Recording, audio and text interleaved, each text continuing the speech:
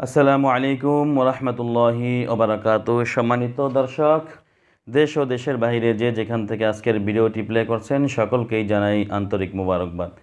তো দর্শক, আজকে যে বিষয়টি নিয়ে কথা বলবো সেটা হলো এই চরমোনাইকে নিয়ে এত মানুষের এত গালাগালি, এত পিছু লাগালাগি, চরমোনাইর পিছনে এত মানুষ লাগতেছে।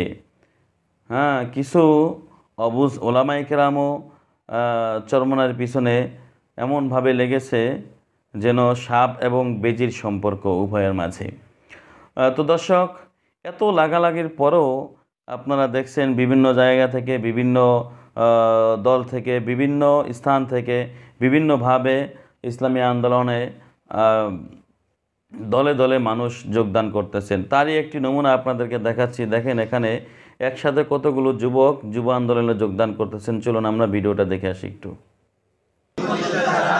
দেশে স্থায়ী শান্তি এবং জনগণের সার্বিক মুক্তি আসতে পারে না।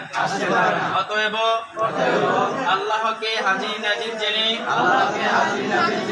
ওয়াদা করছি যে আমি ইসলামী যুব আন্দোলন বাংলাদেশে শরীক হয়ে জান মাল দিয়ে সংগঠনের সার্বিক সহযোগিতা এবং যাবতীয় নিয়ম শৃঙ্খলা মেনে চলব। আল্লাহ তাআলা আমাকে এই ওয়াদা পালনের তৌফিক দান করুন। আমিন।